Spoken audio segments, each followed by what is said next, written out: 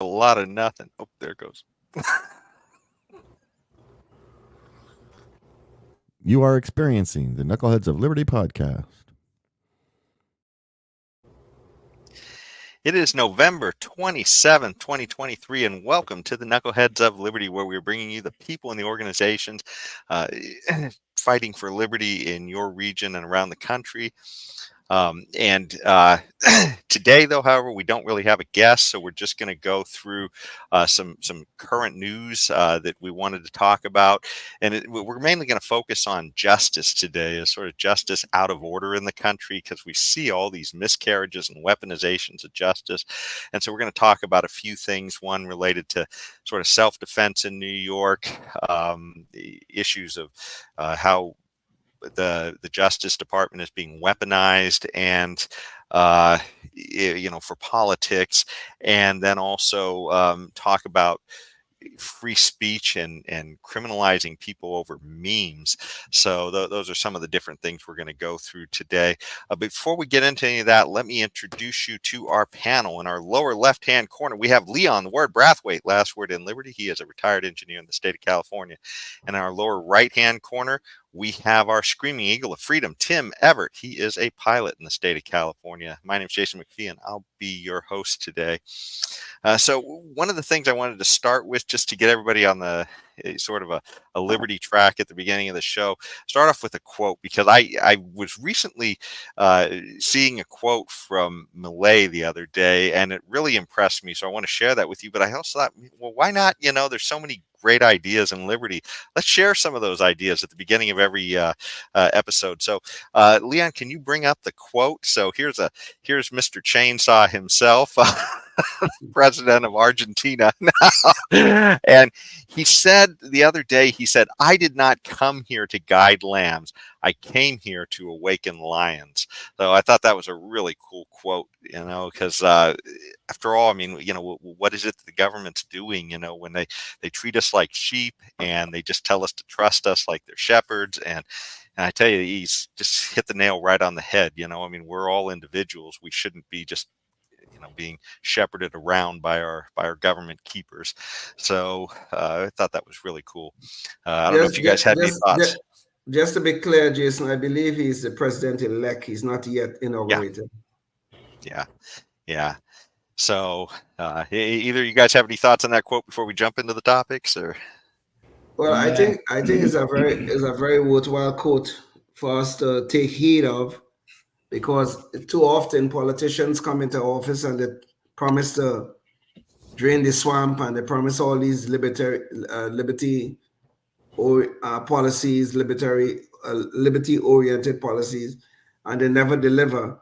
And I do hope that Mr. Javier Milei do deliver on the many promises that he have made, because Argentina badly needs it.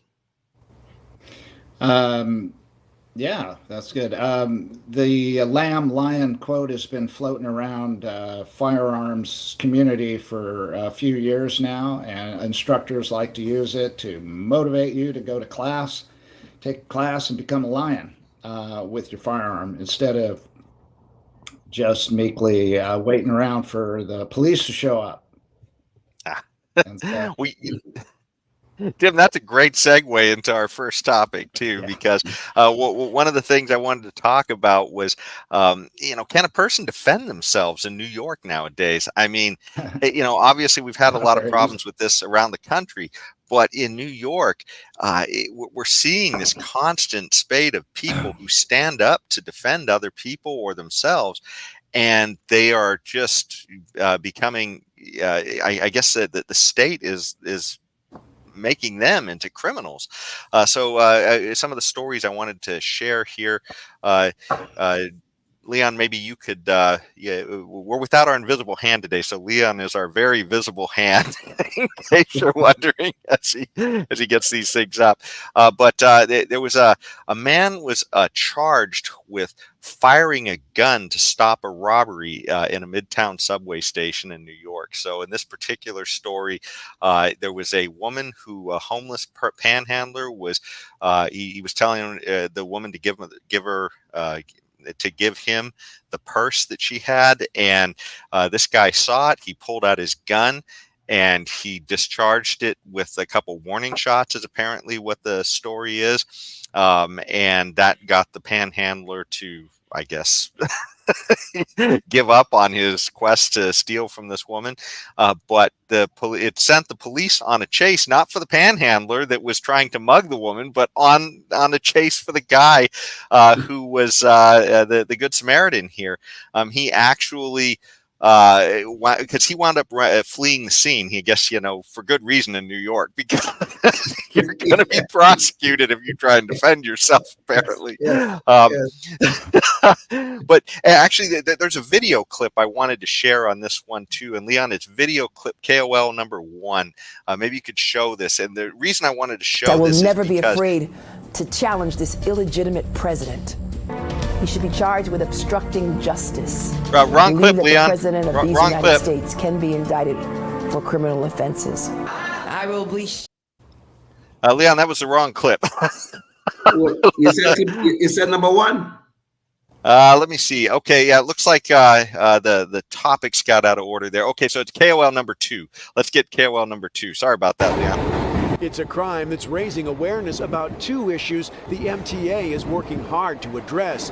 Guns in the subway system. Arrests are up nearly 40% from this time last year. That's a big number, but nothing like fare evasion. Arrests there up an astounding 144%. Weapons shouldn't be on the streets of New York. They are, and if that occurs, then what happens in the streets come down to our subways. We need to get a handle on the gun issue, certainly in the city. So keep in mind, this was a story that was on the news about this mugging, and all of the attention was on the gun that somebody used to defend this woman.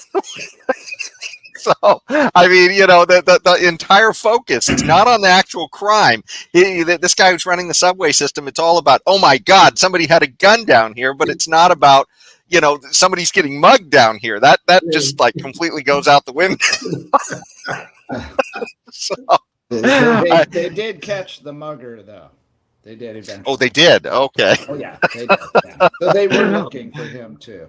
Yeah, they caught the mugger, but they went after the guy who stopped the robbery, which is insane when you think about it. I mean, the police cannot be there 24/7 to watch what's going on, to protect us, to serve and protect us. They're supposed to be doing, but yet, and we cannot defend ourselves when either through a Good Samaritan or we defending ourselves as an individual with our right to survive, with our right of self-defense. Because Alvin Bragg and company, Alvin Bragg is in Manhattan DA, is prosecuting people. Remember the case with the bodega, Jose Alba? Remember the case? The guy defended himself in the bodega. Well, in fact, Leon, you're jumping up. So let's pull up can you pull up the clip real quick? Because I just want to show people what you're talking about while you're talking about it. I have a clip, or not a clip, but a visual for that. So can you just show the visuals?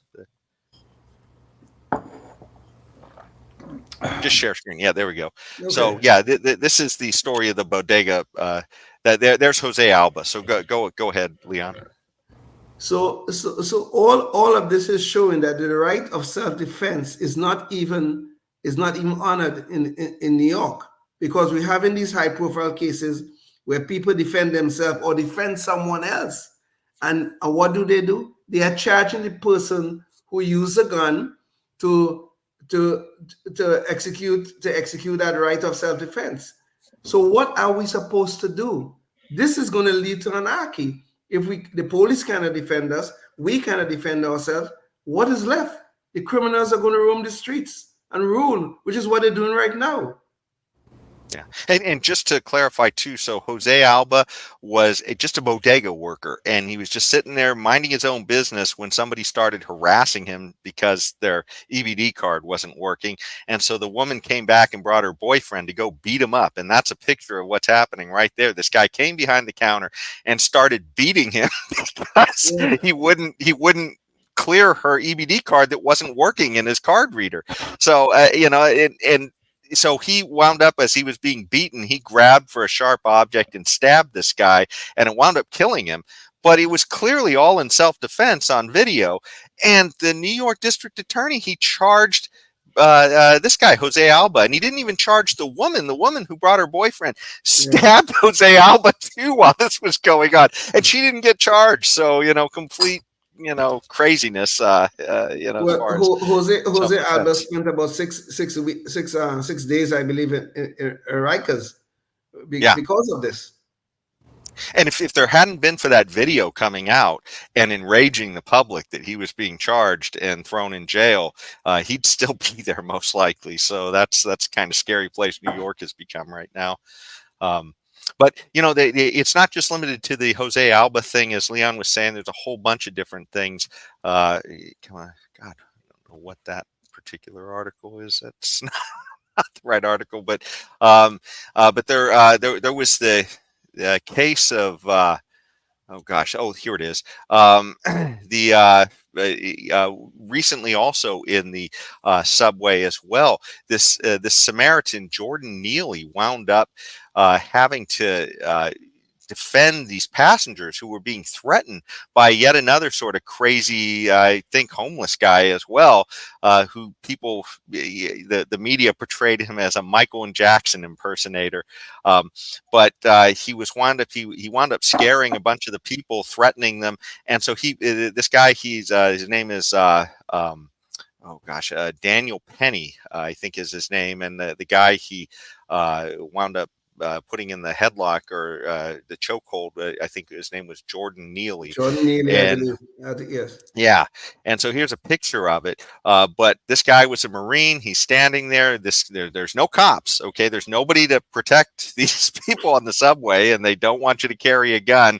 And so what did he do? He used a chokehold. And as he was holding the guy wound up, losing consciousness, and he died. And but this guy, that's not his job, right? I mean, he's literally trying to defend other people there, and there were other people also involved trying to hold him down, but because of the color metrics that are going on right now in justice in New York, Daniel Penny was the only guy charged here. So so that's just yet one other case. And there was another case as well that I thought I had the right clip for, but it was a guy who was a parking attendant wound up trying to stop a guy who was attacking him with a gun, and he apparently got a hold of the other guy's gun in the scuffle, and he he wound up shooting him, and he also wound up getting shot, and they actually charged him. The police charged the guy working in the garage. Now the DA actually threw that one out eventually, but just the idea that the police will see that, hey, some criminal is assaulting you and you defend yourself and you're going to jail. It's just insane. Yeah. Anyways, what do you guys, Tim, you got any thoughts on all this? Yeah. They're all different situations, and one of them, and only one of the, or two of them actually, looks like, including the guy in the parking garage guy, involved fatalities, and one was obviously accidental. The chokehold thing was an accidental thing. I'm sure the guy wasn't trying to kill him. He was just trying to subdue him and to make him pass out from the chokehold, which is the design of that kind of a hold. So that was just I gotta get my morning voice here. It takes a while. So but to go back to the original one, I side with the police on the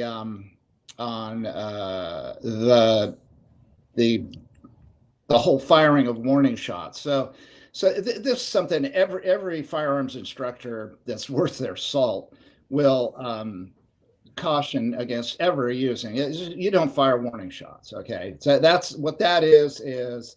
Gee, I don't have enough reason to shoot you right now, so let me just shoot it off let me just scare you, and shoot it into a direction that hopefully it won't ricochet and kill somebody. And Well, they have. remember though, Tim, as Joe Biden said, you just point the shotgun out the door and shoot out the door, right? If you think you're being threatened, that's his warning Yes. shot, right? Yeah, that's that also, that little clip where he says that complete stupid nonsense, moronic, idiotic nonsense. Shoot him in the leg. Yeah, and shoot him in the leg. Yeah. More idiotic nonsense from somebody that, if he's serious, I mean, if he really is serious, I don't know, is just indicative of a mental decline on a very high level. So, but there are the 5 requirements for utilizing a firearm in self-defense just did not, or anything actually, using deadly force in self-defense just were not present in this, apparently in this thing in the subway. So, the guy, and I'm just surmising that he didn't shoot him because he didn't have reason enough to shoot the guy directly. Okay. In other words, this woman was not facing great bodily harm or death when the guy's saying, "Give me your money or I'm going to take your purse," a threat. And if he had, and it doesn't matter that he has a weapon or no weapon, he can overpower that woman. So if people are going to come to the aid of the woman and, stand next to her and try to defend her, that's one thing. But I mean, just shooting a firearm into wherever in a crowded subway where somebody's very, it's extremely likely to get hit by one of those bullets.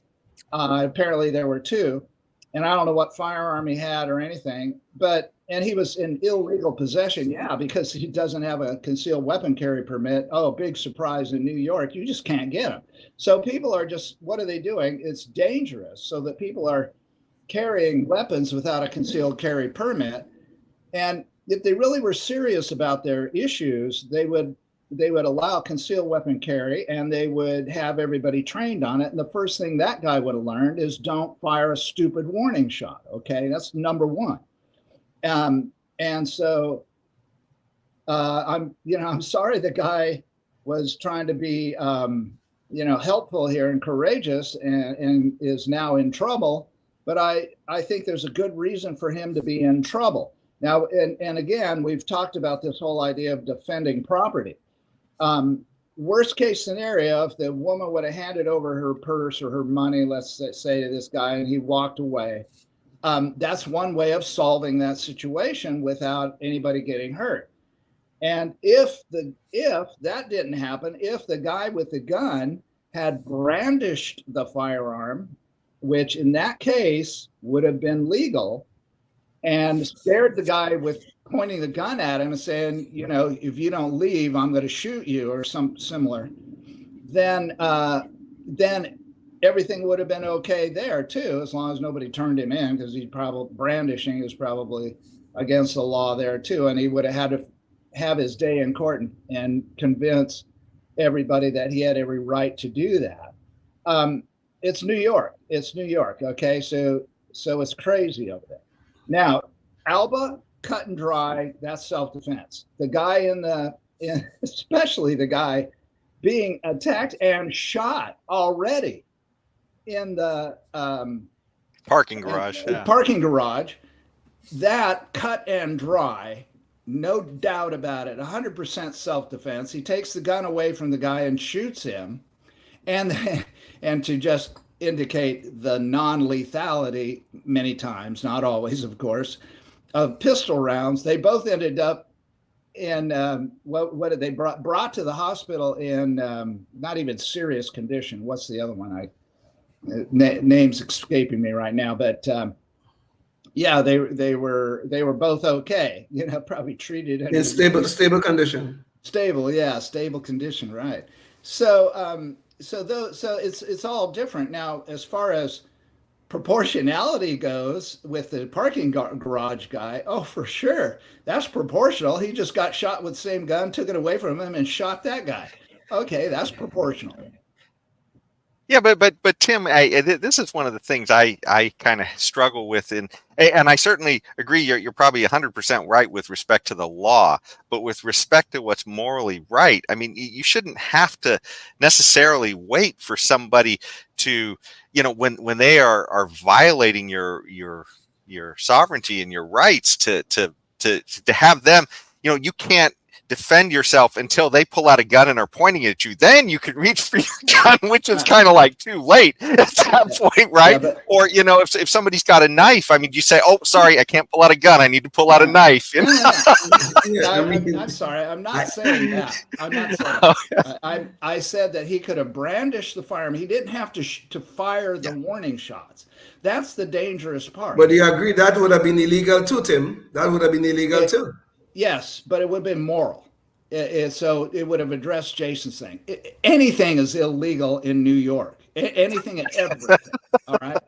So we all will know for a fact that if you live in New York, you really are going to have an issue if you defend yourself pretty much in any way. Even an Alba situation, they're going to throw you into the jail, and you're going to have to fight your way out legally. Okay, so that's a given. And it's the same, it's close to the same thing in California as well. Even in your own home, okay, it's tough. Yeah. So well, I mean, getting back to Jason's point of the morality of this situation, while where the law is concerned, Tim, you may have a point, but the morality of this situation should dictate otherwise. This guy was trying to defend somebody. Now, it is true, maybe firing a warning shot is ill-advised, or I think he fired 2 shots, actually. It's ill-advised, and because probably you could end up doing more harm because you could have a ricochet, somebody can die and all that. I get all that point, all that. And that's all I care about. That's the only part that I have an issue with. Not that he pulled the gun out. That's no problem there. Not that he's defending somebody's property. That's no problem there. Not that this guy did not have another weapon, because they don't need it. Okay, they're bigger and stronger than the woman, I'm assuming. So therefore, he has a disparity of force that he's utilizing to threaten the woman. Okay, in that situation, the firearm negates his disparity of force, and now the disparity of force goes the opposite direction. And so that's all this guy with the gun had to do, and that's the only issue I have. Not that he pulled it out, not that he tried to defend her property, but that he fired 2 warning shots in a crowded subway of all places. Okay. Yeah. Yeah, he might have hit one of the panhandler's friends if he wasn't careful. That's true. Yeah, or he could have hit Jason McPhee, or Jason McPhee's relative, or Leon's relative that was just standing innocently trying to get through the turnstile or whatever they were, and killed them. And then Leon would have maybe had a different attitude about firing warning shots. I don't know. What do you think, Leon? No, I would not have a different attitude. Of course, I'll grieve the loss of my of who, if it was my relative, or even if I got shot, I would clearly grieve the loss of my relative if, God forbid, something like this happened. I mean, my son travels in the New York subway all the time. So God forbid, it could have happened. I'm not disputing that point, but the point of the fact of the matter is there's something moral here that I think this guy was trying to achieve. I would agree his actions were probably ill-advised, but no, I would not have a different attitude about it. I'll certainly grieve the loss if, God forbid, something like this happened to me or one of my relatives. But no, I would not have a different attitude about this at all. Okay, then I think we're in total agreement on that, on each one of these situations. There was funny. three: Alba, the subway, and the parking garage.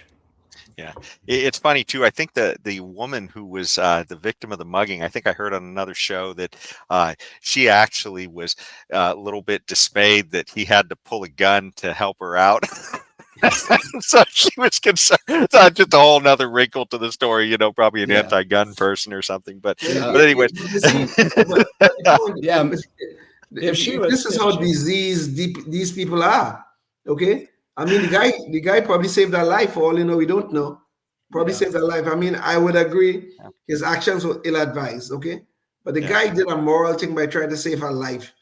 And by the way, well, Leon, I just wanted to hammer home that fact that even if he didn't pull a weapon, we've had several cases of these homeless people or people who are deranged on the subways pushing people into the tracks. So, I mean, without a knife, without a gun, just literally pushing people into the tracks and killing them. So, I mean, it's kind of crazy out there. Yeah, and that's an important point, is that to utilize deadly force with a firearm, they do not have to be armed. They just have to have the ability to commit great bodily harm or death upon the victim, whoever it might be. That's all they have to have.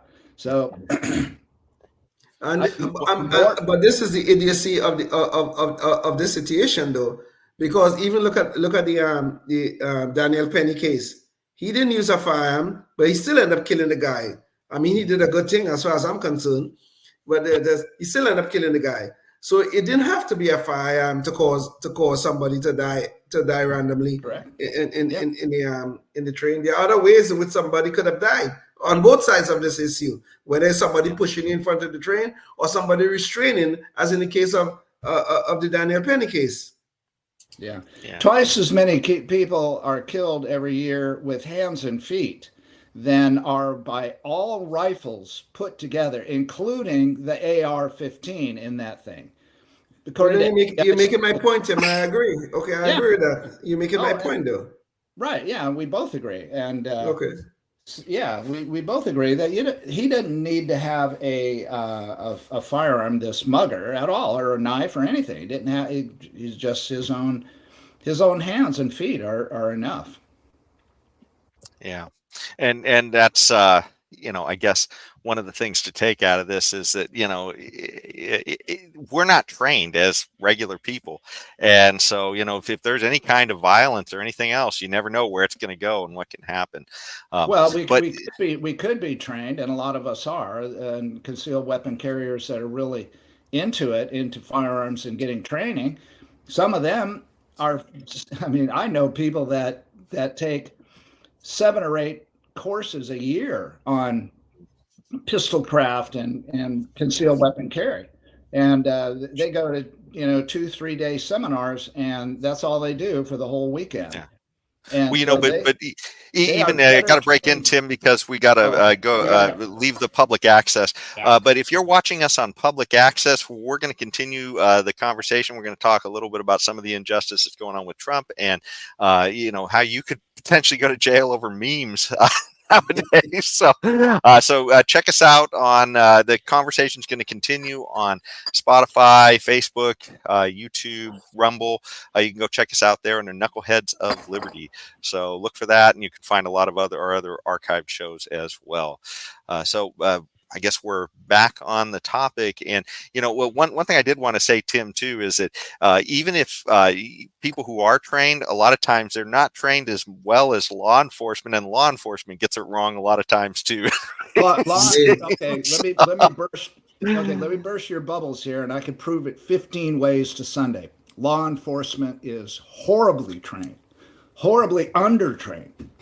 This is a huge myth. People think that departments have so much money that they go around and qualify their officers all the time, and that they have these super good instructors, or they bring instructors in that are good. Not happening. They have 1 a year qualification run, and if they qualify with their weapons, whatever they qualify on, they're done for the year. Okay, and most of them, the vast majority, do not care about getting further training. Okay, so back to the donut shop, right? Back to the donut shop, and that's all they do, and that's all they care to do. Okay, so this is a huge, pervasive, and extremely tenacious myth that police are just this fantastic training, and they're so well adept at firing. Their miss rate is astronomical. I mean, within 3 feet, they have like a 20% hit rate. Within 3 feet, folks, 3 feet away, they have a 20% hit rate. Okay, the rest of the time they're missing. Well, Tim, maybe the solution is when they're spending all this time at donut shops, they could spend their time shooting the holes in donuts. Yeah, maybe. That's right. Get some good aim that way. But that raises a larger moral issue for our survival as a civilized society, though, Tim. Because if you're telling us the police cannot watch us 24/7, and even when they are watching us, even when they are watching in terms of trying to guard against criminality, when they are watching, they are so poorly trained that they cannot even do what they are supposed to be able to be doing. And then on top of that, they're trying to tell us, well, we cannot have guns to defend ourselves or to defend people close to us, whether they are strangers or not. We cannot do that. Where does that leave us as a society? This is a major problem that we are descending into dystopia, because the police can't do their job and we can't defend ourselves. Well, that's that last part you said is dystopian. Because the reality is that we are our own first offenders, and no one's going to come and rescue. Sorry about that, my voice. No one's going to come and rescue us. No one, and the police have no constitutional requirement to defend our lives. You knew about that. It's been at least four that I'm aware of, court cases, appellate and upper courts, that have determined the police have absolutely no legal requirement to defend the lives of the citizens. None. Okay. People have to, that's another myth. And so there's two myths. Police are awesome shots and work out with firearms every day. They're so awesome. And number two is that these people are so awesome that when you dial 911, they'll be there in 2 seconds and they will defend your life with that awesome skill with a firearm. And not only that, they will risk their lives to defend yours. Okay, that's what my liberal friends think. Okay, and as we saw in Uvalde, that doesn't happen. I mean, Exactly. you literally have a platoon out there more concerned with their own plan and safety than all the kids they hear getting murdered. Correct, and they are within their legal requirements as police officers not to do that.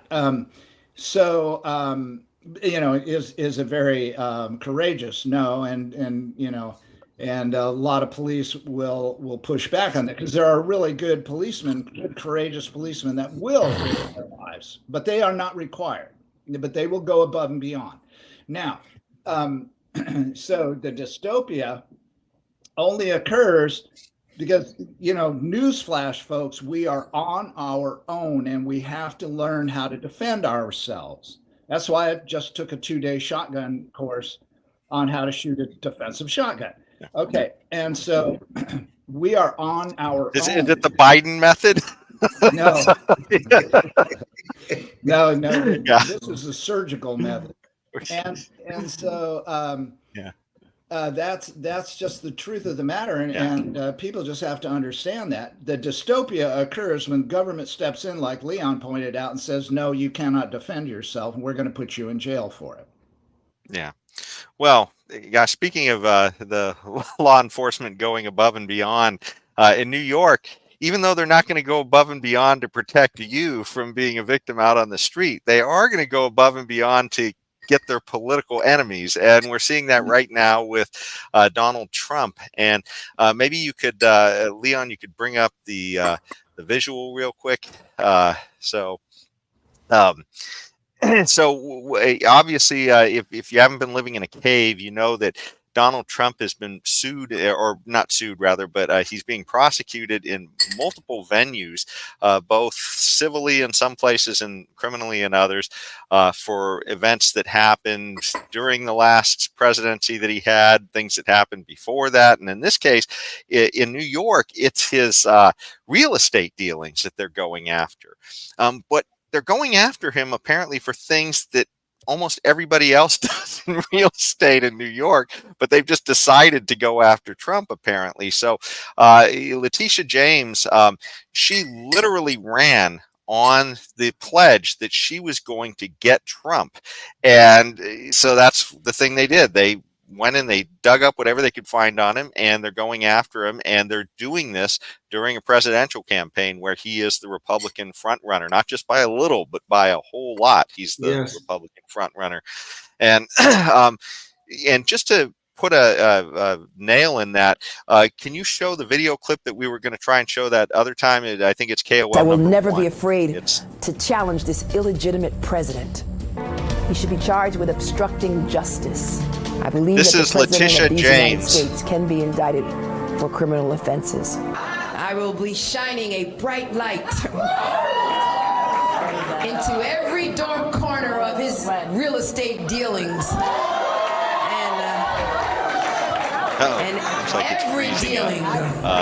What she's saying is she's going to shine a dark light into every, or she's going to shine a light into every dark corner of Donald Trump's real estate business. So, but the point is, this was all done in 2018 when she was running for her position. So the idea was she wanted to get Trump, and that's what she was running on. And of course, now that they're going after him with all these things, the question comes up, well, if you're not prosecuting other people and you're just going after him because he's on the other side of the political fence from you, then it sounds like the weaponization of justice. And quite frankly, what the issue is about is it has to do with real estate holdings that Donald Trump has, where it's been valued at different ways for different purposes. And when he got a loan on this, he valued it, I believe, at $300 million for the loan. And they're saying, the judge is claiming that it's only an $18 million value because Trump apparently only paid, it was valued at around $20 million when he bought the property, I guess. And so he's trying to claim, the judge, that, well, no, this is only an $18 million property. But as this article shows, there are many properties in the neighborhood of his that are in the hundreds of millions of dollars. This is a property that apparently is a 2.3 acre plot that's near, it's in Palm Beach, not far away from Mar-a-Lago. And you can see this is $200 million for this one. Here's another one that's $150 million. Now here's a picture of Mar-a-Lago, I believe. And this is what he's valuing at $300 million. So you can kind of see, well, if this appears to be in line with what other real estate goes for down there. But this appears to be some kind of a political witch hunt where they seem to want to get him. And the crazy thing is, nobody is actually claiming to be a victim of Donald Trump here. This is a transaction between him and the bank bought that this was literally worth $300 million. So they felt like this was adequate. What's the word for it? It was adequate, I guess, property, for the loan to be handing him that loan. Valuation is what you're trying to say. Valuation. Well, yeah, it's what they call property that you're holding in lieu, so that they can come after that in case he doesn't pay back the money. I just can't remember. A mortgage? The word escaped me. No, it's yeah. But anyways, that's not important. But but anyway, so you can see that this is essentially what it's all over, and this is an image of the judge who's made the ruling. But another thing that's disturbing in all this as well is they've slapped a gag order because Trump now is upset at the way he's being treated. He said some, a few nasty things about some of the people working in the court, and so they put a gag order on him saying that, well, now you can't even talk about this stuff.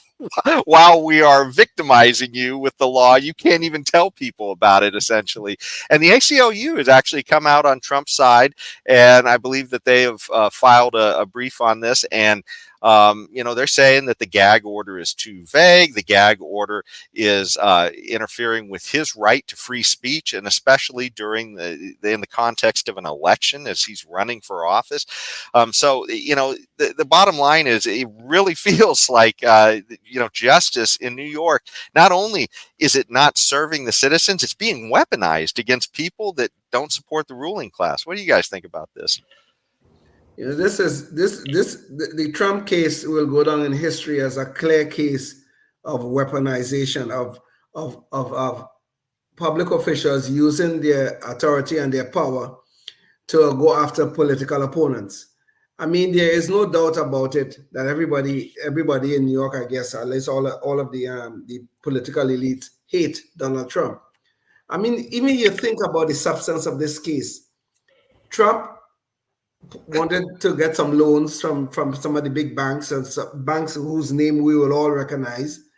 He got the loans. The banks were paid back. Nobody was defrauded, not at all. All the banks were very happy. They made a lot of money. But yet, here comes the state of New York saying that, no, what you did was wrong. The bank has a fiduciary responsibility. All of these banks have a fiduciary responsibility to go, even if I told them, listen, I have a property, it is worth $40 million. Okay? Let's suppose I told them that. And in truth and in fact, the property is only worth 100,000. The bank has a responsibility to go in there and check it themselves. It doesn't really matter what I say. So what is the point here? You know what the point is? And Leon, by the way, the word too is collateral. So he's using that as collateral to say, hey, if I don't make good on the loan, you're going to take the property, and therefore, okay. Yeah, there you go. Right. Sorry. Yeah, that's fine. So what is the point here? The problem is here is this political weaponization. The problem is that these people, these so-called people who seeking social justice for the rest of us. Look at Alvin Bragg and look at Letitia James. Both of them campaigned on one thing. One big part of their campaign was, you know what we're going to do? We're going to get Donald Trump. We're going to get him. And imagine these same people are now in positions of power where they cannot prosecute him. So the point is, though, we in a society where we are seeing two things going on. One, the tolerance of violence, and the other is the selective prosecution of disfavored people. This is a dangerous thing to be going on in our society. Very dangerous.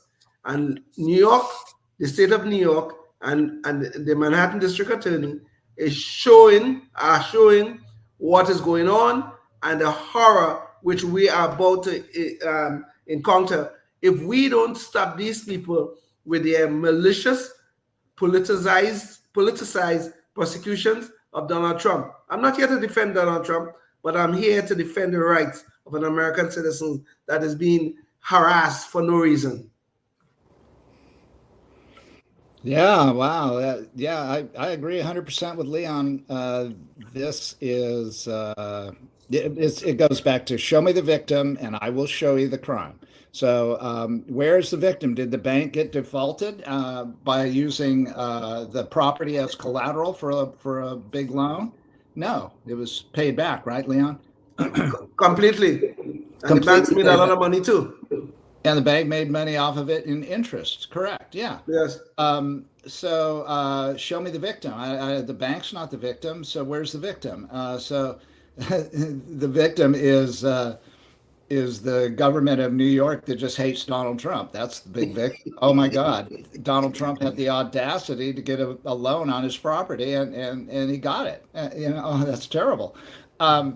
So yeah, it's ludicrous and it's dangerous, as you point out. Very dangerous. Indeed. Yeah.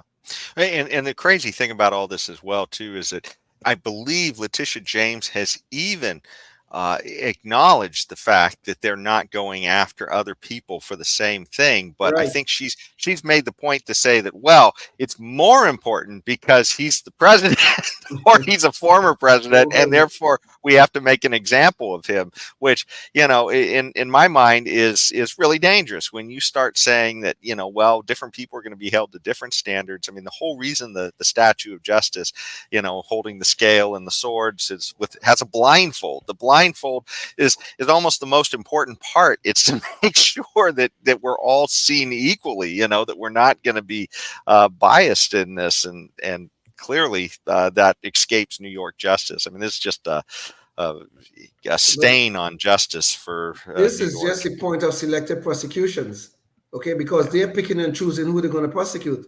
Because I will bet you every real estate developer in the state of New York did exactly what Donald Trump did. Exactly. I would bet you that. I'll bet everything I own on that. But no, they have to select. They're going to pick who they want to prosecute based upon where they are on the political spectrum. Simple. Yeah. Selective prosecutions. This is horrible and dangerous. Yep.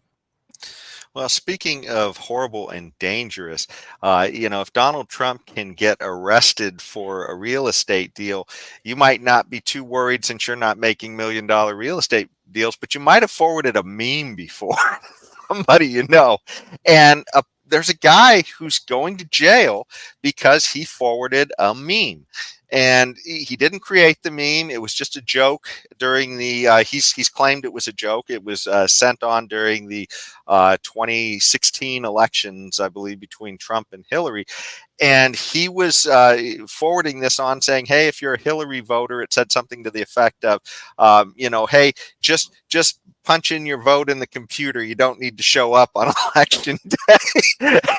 and apparently it was a joke. And apparently this kind of meme is going on both sides. It's not like this is a one-sided thing where it's only things attacking Hillary, but in this case it was attacking Hillary, and they made an example out of this guy because she's trying to find any reason she can to say why she lost Trump, and how it's a conspiracy and how it's not her fault that she lost to Trump.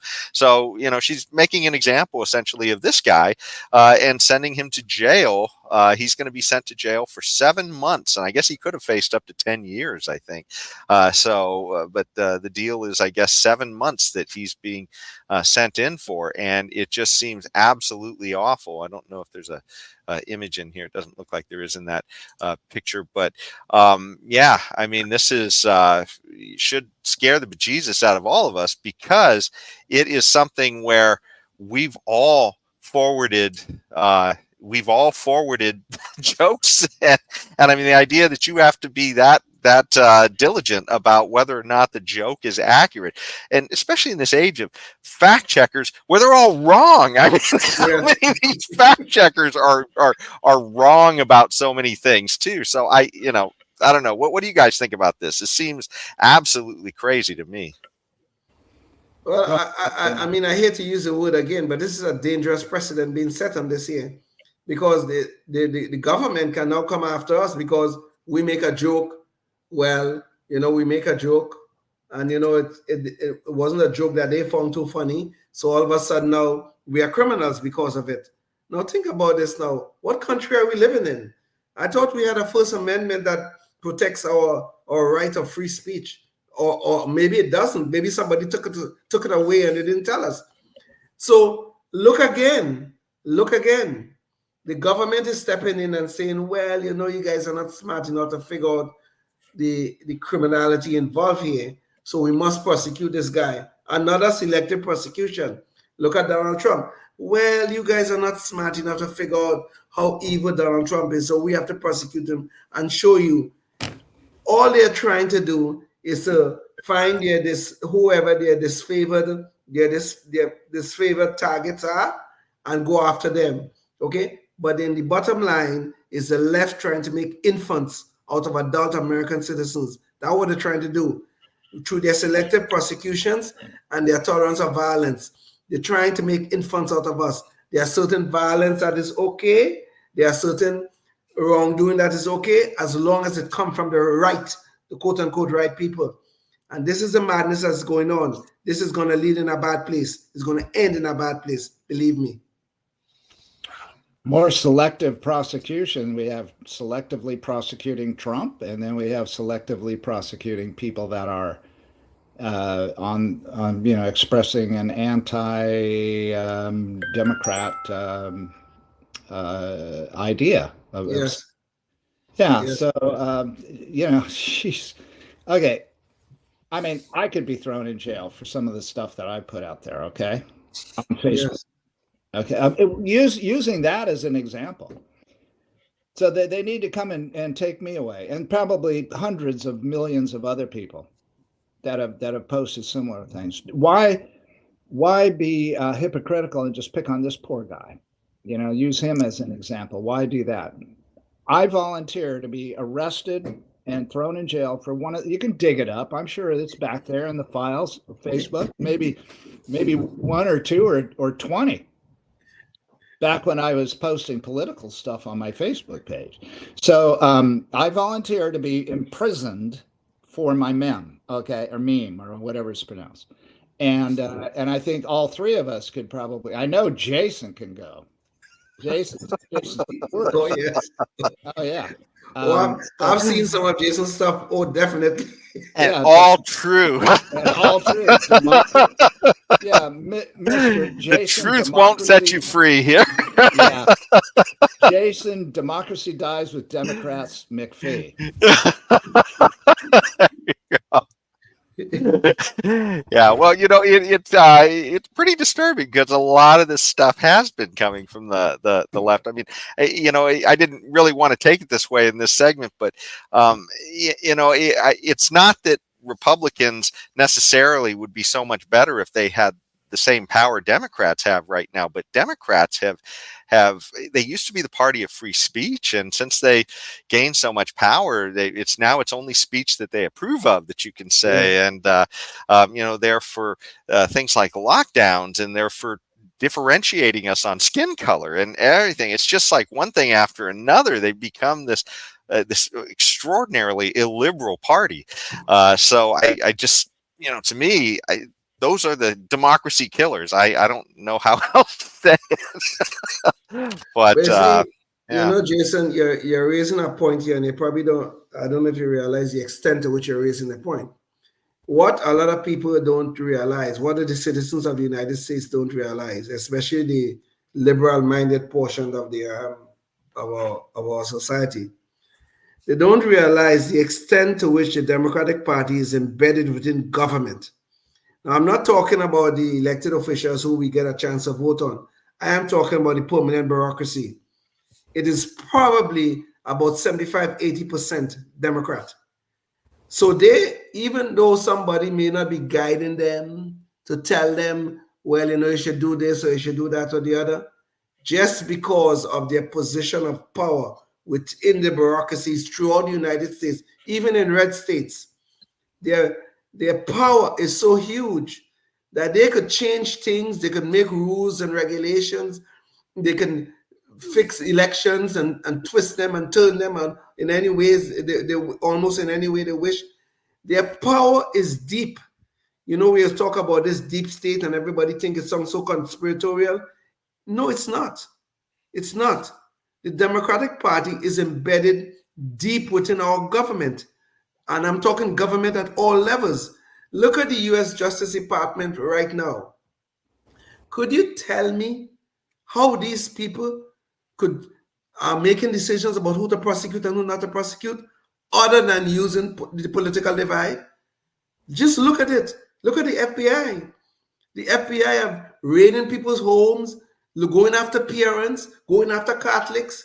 What is going on here? It's the power of the Democratic Party within the bureaucracy. Look at the public schools. I mean, black and brown kids are getting the most horrible education you could think about. What is being done about that?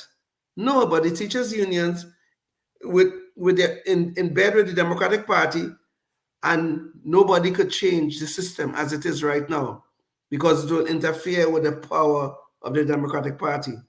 This embedment, the embedment of the Democrats all over our society is really, truly a danger. It is really a danger. I want all political parties to be free to throw them, give the message out there, put it out there, let us vote on it. I am fine with that, okay? But when you see in the extent of how these people are embedded within the bureaucracy, they're embedded in our lives in a way that we don't even realize. And that is a big problem. Yeah.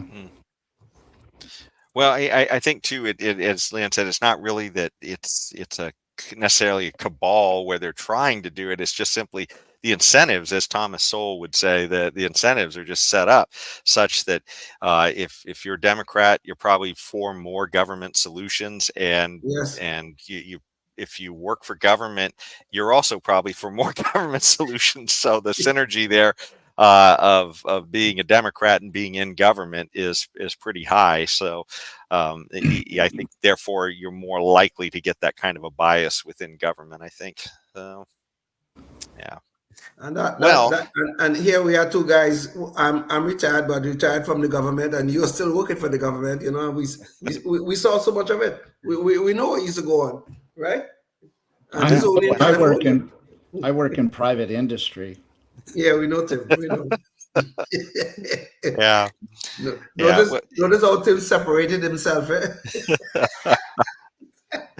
Well, it's funny. I mean, a lot of times it takes for some people, because they don't teach it. One of the things we like to ask guests when they come on the show a lot of times is, how did you wind up waking up to liberty? Because it's not something that you just pick up in the schools or anything else. You may pick up the idea that we're a democracy, but you tend to pick up that, hey, if we want a solution, we vote for it. Which, not that we leave it to the market, that we leave it to voluntary interactions between individuals. And I think sometimes for some of us, it takes working for the government before it to open our eyes to, yes, wow, this this could be a whole lot better. So you're talking about this. When I went to work for the state of California, the California agency, the California Energy Commission is where I worked. It was during the end of the Duke Mason administration, and there was a fair amount of Republicans there. I mean, the Democrats always outnumbered us in the agency. You can tell from their political views. But by the time I left there 30 years later, I could count the number of people that I knew who were either on the right or who were Republicans. I could count them on my two hands. I'm not joking about this. And it was probably with a secret handshake that you counted them. As a matter of fact, by the time I retired, the Republicans or the people on the right or the conservatives, they used to keep quiet about their political leanings. I was the stupid one. I used to tell everybody what I think, right? I made that mistake too. yes. But the Republicans there used to, to the point where they were being silenced. I mean, there was no dictate from the top or anything that tell them they need to be silent. But it was clear there was a lot of pressure for the non-conforming voices to better be quiet, or we'll find you something else to do. That kind of stuff used to go on. As a matter of fact, I remember a manager, actually one time we were talking, and stuff like that. We didn't realize that we both had the same political leanings. We did not at all. But we were talking in his office one day, and he quietly said to me, okay, don't tell anybody this, okay? Blah, blah, blah. And he tell me, I mean, he would be somebody would be fitting right here on this show in terms of political leanings and that kind of stuff and things like that. But he told me specifically, don't tell anybody this, okay? This is what it used to go on. We had to be silenced. Well, I wasn't, but there were people on the right or Republicans were being silenced. And I'm sure that happened in other agencies too. I just know about the Energy Commission. That's where I used to work. Well, yeah, it's that sounds like some pretty powerful blah, blah, blah. That you picked up in that office that day. And you're right, that could pass muster on this show. But by the way, there is, I was just getting ready to go to Knucklehead Noise Patrol, but there is one little video I wanted to show for this last thing on these memes and the idea that things are I guess being thrown in jail for inaccurate memes. And this isn't so much to say, whether people should be thrown in jail or not, but I did want to bring it up just because I should have brought it up earlier, but it helps to show how easily we might be able to be tricked by stuff, both in the media and on social media. I don't think this is limited to the media, but one of the things I wanted to show is this thing called a deep fake. And let me, Leon, can you bring up video number 3? It's a Seinfeld clip. Go over to the apartment, tell the landlord that you're his daughter, and you want to bring him the jacket in prison. Won't the landlord know I'm not the daughter? No, he's never met her. She's in California. So notice that is Arnold Schwarzenegger's face. Oh, yeah. And voice. I'm your fiance. And that's Al Pacino's face. What is so special about this jacket? So yeah, I don't know if you were able to hear me in the audience, but that was literally Arnold Schwarzenegger's face and voice superimposed over Elaine on Seinfeld. And there's this guy who does these deep fakes online, and just for fun. But oh my gosh, did you see how well he had superimposed that stuff? I mean, we're getting to the point where we could be fooled pretty easily. Yeah, go ahead, Tim. You could hear your voice on there, by the way. Oh, okay. yes. Yeah, but that was that's in the future. We won't know when we see something. So now you can't prove your point anymore that so and so said such and such, because you could have just AI'd that video completely on your own and made it all up. Yes. So now going into the future, unless and until we see it with our own eyes, doesn't exist. Not true. Yeah. Really. Yeah. And then, that's just going to happen over and over and over. Yeah. It's a brave new world. And it hammers home the point that, hey, just because government or somebody else says it, I mean, we've all got to use our skeptical thinking caps to figure out, maybe hold a little bit of skepticism on what we see until we really verify what it is we think we're seeing. Yes. Yeah. Okay. Well, speaking of the blah, blah, blah, and a lot of nonsense, we like to finish off our show with Knucklehead Noise Patrol, where somebody says something absolutely ridiculous. And this time we are going to Morning Joe Scarborough. Leon, can you bring up the visual on this one?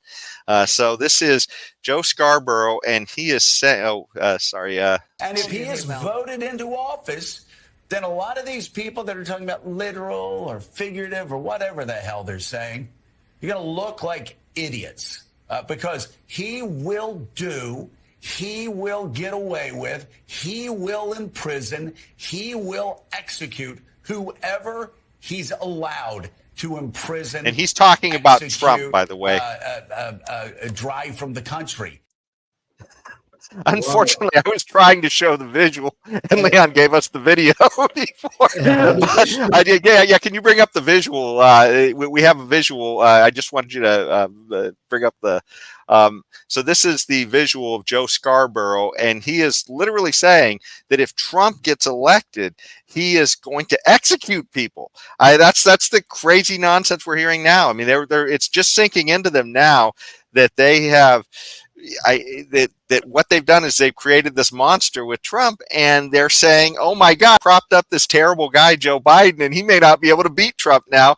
And so don't vote for Trump because he's going to execute people, which apparently Scarborough doesn't realize that we literally all watched Trump for 4 years, and Trump didn't execute anybody. And he didn't jail his opponents, as they're trying to do to him, by the way, at the moment. So well, yes, I'm going to give Leon the last word because I'm sure he has something to say on this, but I heard him utilize the word allowed in that little snippet that we did see, where he said whatever he, talking about Trump, is allowed to do, he'll do whatever he's allowed to do, execute, imprison, whatever. And so I'm wondering who is the higher authority that is that the deep state that will allow Trump to execute people? Is that who he's talking about? Well, Tim, remember that the deeper authority for Joe Biden is the Easter Bunny, right? We saw an Easter. It took the Easter Bunny to go corral Joe Biden and bring him off. Yeah. Well, it could be. Although I don't think the Easter Bunny is into executions, but could be wrong. I could be wrong. I don't know everything about the Easter Bunny. He might be a warmonger. Yes. If he's pulling Joe Biden's strings. Yeah, he's definitely a member of the deep state. Yeah. It's just amazing. This Joe Scarborough, he used to be a Republican. He actually used to be a congressman, actually. I think from Florida or someplace like that. But he started sleeping with Mika, who is his co-host, and all of a sudden his brain had been sucked into God, into someplace else. I don't know where, but he has totally lost his mind. I can think of one. You always like to talk about, I always say to my conservative friends. I don't know what conservative friends he has. But this idiot is now trying to tell us we're just going to sit by and watch while Trump is executing people. Imagine that. This is Trump derangement syndrome at the highest level that you could think about. This man has gone mad. These people their minds are diseased. I don't know what we're going to do with these people. Maybe they're getting scared. Maybe they're starting to believe that Trump can really win. Maybe he can. I don't know. There's some polls suggesting it. But these people are probably getting really scared of having a second Trump term. Why? What is he going to do? He's going to walk on 5th Street and start shooting people in New York? Who are these people going to execute? Lord, God help us. Yeah. Well, it's beyond the pale, and especially because they seem to really almost be willing to do that to Donald Trump. I imagine if some of the New York DAs or whatever could execute Trump, they would. They would. Yeah, if they were allowed to. Yeah, if they were allowed to. But unfortunately, we're all out of time for this show. But thank you though for joining us. Hey, go check out our stuff on YouTube, Spotify, Facebook, and Rumble, and you can see some of our past shows there with interviews of different guests. And a lot of those guests, we're talking to them about what they did to further liberty in their communities, maybe running for office, doing things. So before the next show next week, maybe try and figure out what you can do in your community to further the cause of liberty as well. And until next time, stay tuned and stay free. Oh, yes, indeed. Life, liberty, and the pursuit of happiness, always and forever. Thank you for listening to the Knuckleheads of Liberty podcast. Find us on Facebook, Rumble, YouTube, your favorite podcast network, and at knuckleheadsofliberty.com.